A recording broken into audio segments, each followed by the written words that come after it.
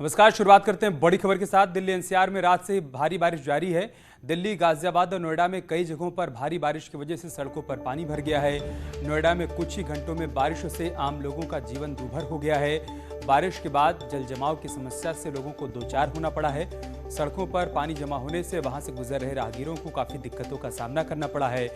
Authority के दावे सिर्फ कागजों पर ही नजर आते हैं। बीते साल जल भराव के पॉइंट्स की पहचान भी की गई थी, लेकिन हाल पहले जैसा ही है। गाजियाबाद में भी भारी बारिश की वजह से जगह जगह जल भराव की तस्वीर सामने आई है। जल निकासी की व्यवस्था दुरुस्त नहीं होने के चलते सड़कें पानी में डूब गई हैं। कविनगर की तरफ अंडरपास पानी में डूबा हुआ है। दिल्ली की बात की जाए तो कई इलाकों में सड़कें जलमग्न हो चुकी हैं। दिल्ली एयरपोर्ट पर लॉबी और रनवे पर पानी भर चुका है। मौसम विभाग ने अगले 24 घंटे के दौरान बारिश की आशंका जाहिर की है।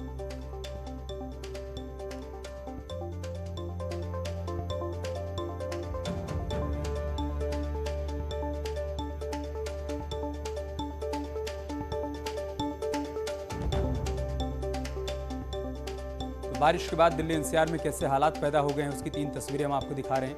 नोएडा, गाजियाबाद और दिल्ली। देखिए, दिल्ली में जहां तक आपकी नजरें जाएंगी दूर तक गाड़ियों का तांता लगा हुआ है।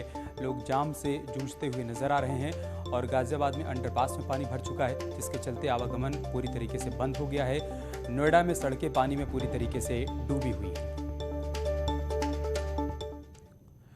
और चलिए अब आपको दिल्ली के मुनरिका, द्वारिका, मोतीबाग और ग्रेटर कैलाश की 4 तस्वीरें दिखाते हैं, जहां पर तेज बारिश के बाद सड़कें डूब गई हैं और हर तरफ आवाजाही में दिक्कत आ रही है। ये देखिए तस्वीरें आप, कैसे लोग परेशान हो रहे हैं।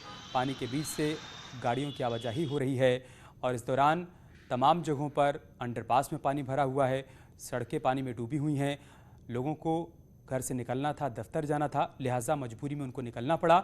लेकिन जब घरों से बाहर निकले तब उनको परेशानियों से दो चार होना पड़ रहा है। फिर चाहे लोग मुनरिका की तरफ जा रहे हों, द्वारका, मोतीबाग या फिर ग्रेटर कैलाश में।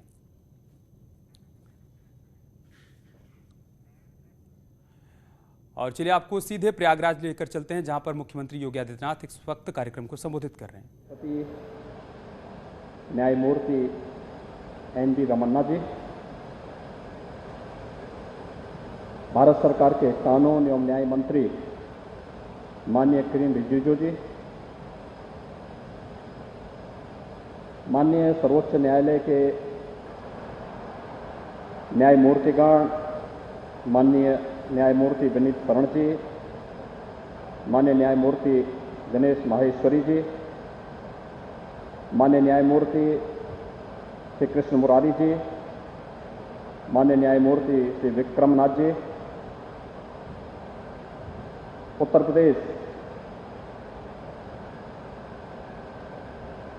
इलाहाबाद हाई कोर्ट के कार्यवाहक मुख्य न्यायाधीश न्यायमूर्ति मुनीश्वर नाथ भंडारी जी,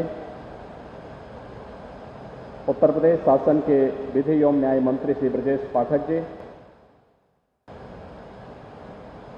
बार एसोसिएशन इलाहाबाद के अध्यक्ष श्री अमरेंद्र नाथ सिंह जी, प्रदेश सरकार के मेरे सभी सहयोगी मंत्रीगण, माननीय सभी न्यायमूर्तिगण और उपस्थित भाइयों बहनों,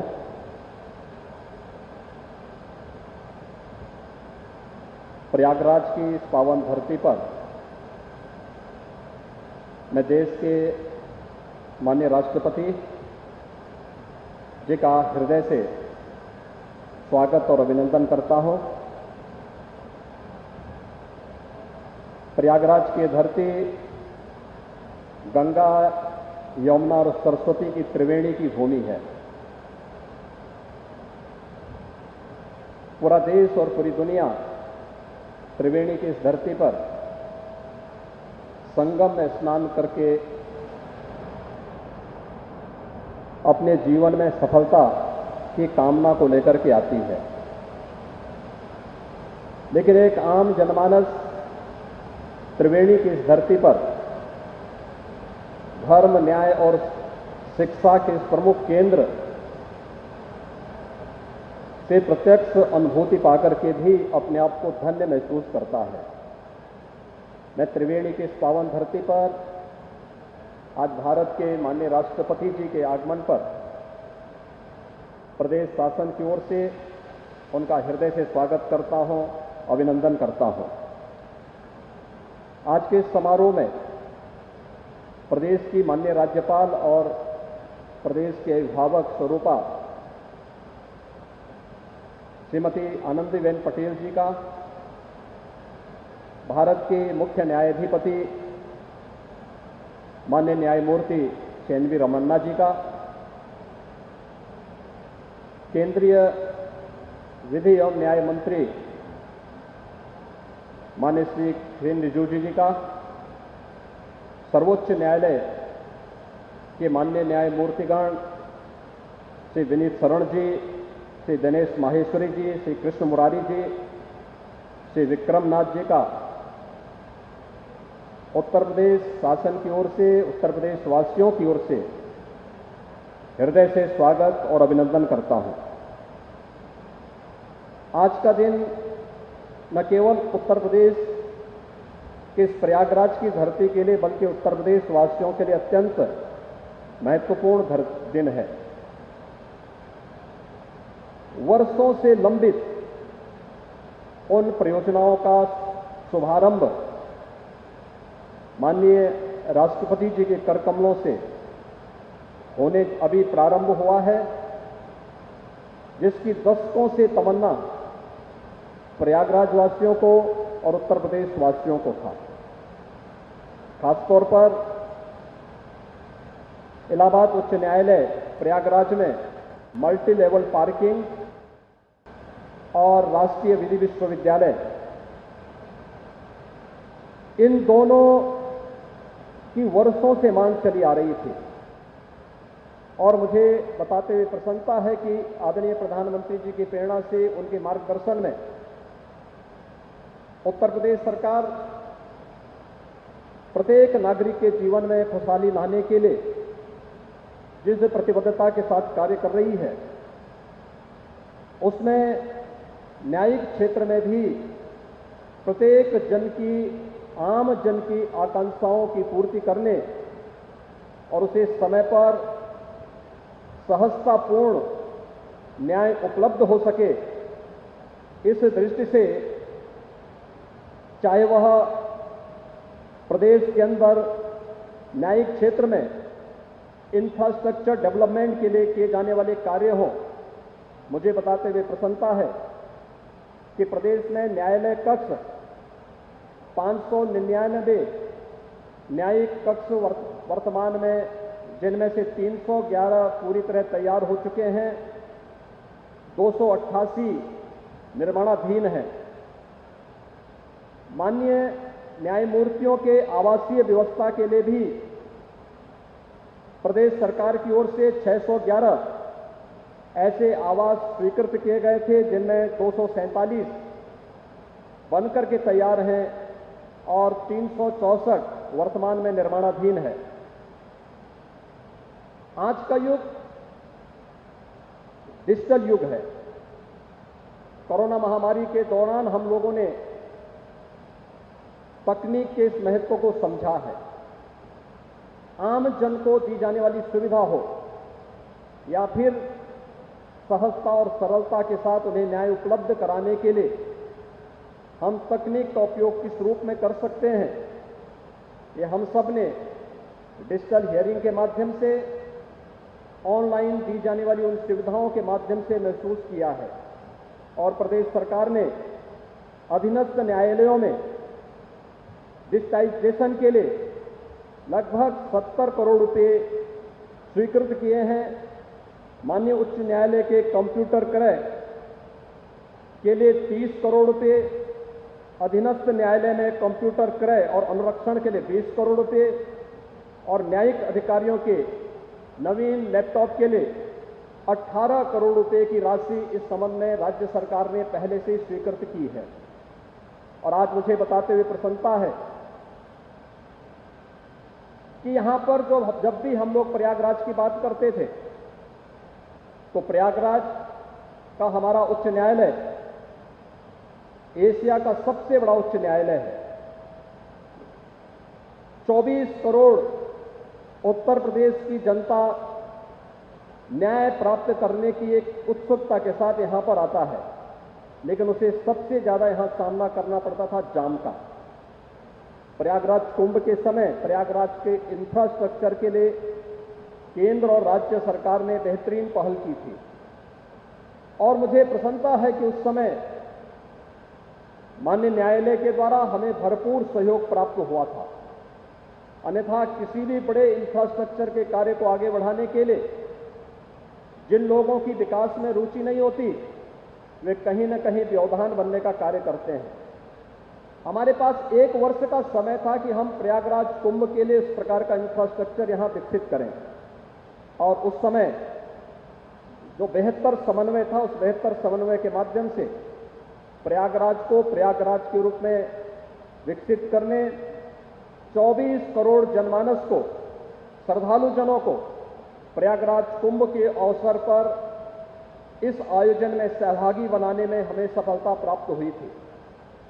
लेकिन साथ साथ उच्च न्यायालय इलाहाबाद की जाम की समस्या का समाधान नहीं हो पा रहा था।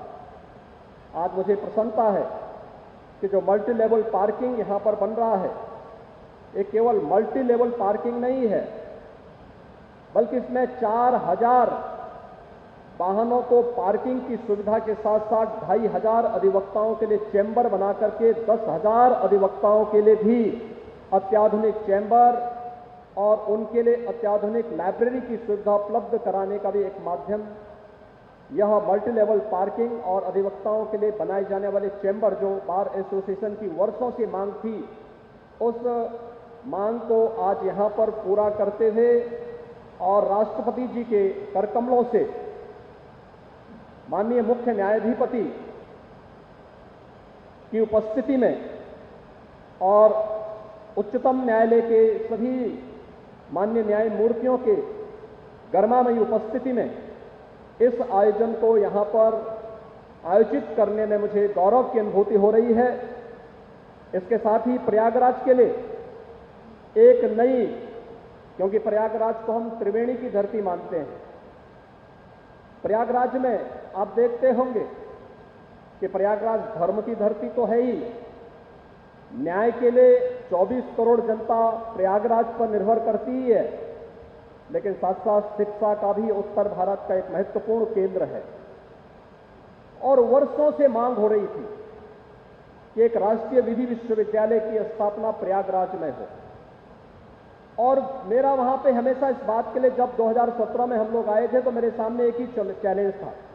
मैंने कहा विधि विश्वविद्यालय बने तो ऐसा बने जो राजनीतिक हस्तक्षेप से दूर न्यायिक अधिकारियों के द्वारा ही इसको संचालित अगर कर दिया जाए तो हमें प्रयागराज की धरती पर इस प्रकार का विश्वविद्यालय बनाने में प्रसन्नता की अनुभूति होगी। और मुझे प्रसन्नता है कि इस विश्वविद्यालय के विजिटर के रूप में भारत के मुख्य न्यायाधिपति स्वयं इसके विजिटर होंगे।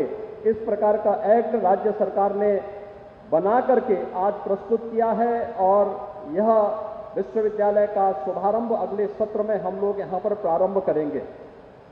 आज जब यहाँ पर माननीय राष्ट्रपति जी हैं, माननीय राज्यपाल महोदया हैं, माननीय मुख्य न्यायाधिपति हैं और हम लोगों की हार्दिक इच्छा भी है कि भारत के संविधान सभा के अध्यक्ष और देश के प्रथम राष्ट्रपति डॉक्टर राजेंद्र प्रसाद जी का प्रयागराज से बहुत संबंध था। प्रयागराज के हर कुंभ में यहां पर अगर आज भी किले के अंदर आप जाकर के देखेंगे तो डॉक्टर राजेंद्र प्रसाद जी की स्मृतियां जुड़ी हुई हैं। ये विधि विश्वविद्यालय डॉक्टर राजेंद्र प्रसाद जी की स्मृतियों को समर्पित होना चाहिए। आज के इस अवसर पर मैं एक बार फिर से उत्तर प्रदेश शासन की ओर से इस बात के लिए आश्वासन देता हूं कि न्यायिक क्षेत्र में किसी भी प्रकार के विकास, इंफ्रास्ट्रक्चर डेवलपमेंट के लिए, उनके आधुनिकीकरण के लिए, उनके तकनीकी उन्नयन के लिए राज्य सरकार भरपूर सहयोग करेगा। और ये राष्ट्रीय विधि विश्वविद्यालय न्यायिक क्षेत्र में नए छात्रों को, नई पीढ़ी को इस क्षेत्र में न केवल अध्ययन और अध्यापन का एक मंच उपलब्ध कराएगा बल्कि इस क्षेत्र में शोध के वे अनेक अवसर भी उपलब्ध कराने का एक मंच होगा, जहां से निकले हुए युवा न केवल प्रदेश और देश के अंदर बल्कि अंतर्राष्ट्रीय जगत में भी प्रयागराज का, प्रदेश का और देश का नाम आगे बढ़ाने का कार्य करेंगे। एक बार फिर से मैं माननीय राष्ट्रपति जी का, माननीय राज्यपाल महोदय का, माननीय मुख्य न्यायाधिपति का, सर्वोच्च न्यायालय के सभी माननीय न्यायमूर्तियों का हृदय से स्वागत और अभिनंदन करते हुए आप सभी प्रयागराज वासियों को, प्रयागराज उच्च न्यायालय से जुड़े हुए सभी न्यायमूर्तियों को हृदय से बधाई देता हूं, अपनी शुभकामनाएं देता हूं। धन्यवाद। जय हिंद। एक बड़ी खबर की बात करते हैं। राधा मोहन सिंह ने एआईएमआईएम के अध्यक्ष ओवैसी को वायरस करार दिया है। बिहार के मोतिहारी में आयोजित बीजेपी अल्पसंख्यक मोर्चा के सम्मेलन में राधा मोहन सिंह ने कहा कि पीएम मोदी देश को बांटने की कोशिश करने वाले लोगों के मंसूबे कभी भी कामयाब नहीं होने देंगे।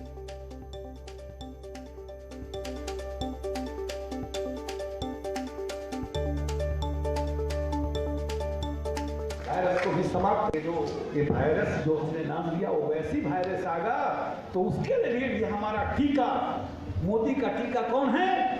ये अल्पसंख्यक मौत का जो है देश का, वो टीका है। तो टीका लगाकर उस वायरस को भी समाप्त करेगा और देश को दोबारा विभाजन के खिलाफ नहीं खड़ा होगा। सबका साथ, सबका विकास। और आगे बढ़ने से पहले एक नजर डालते हैं इस वक्त की सुर्खियों पर।